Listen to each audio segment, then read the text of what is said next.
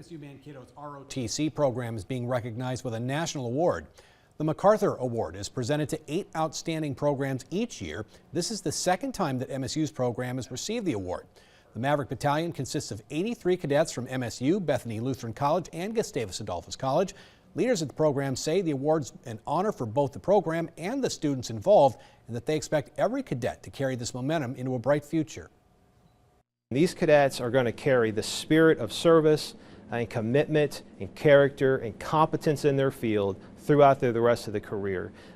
We're just seeing that develop right now, and absolutely it will reflect in their career. The ROTC program will hold a ceremony honoring the cadets tomorrow at 4 p.m. at the Mankato National Guard Armory.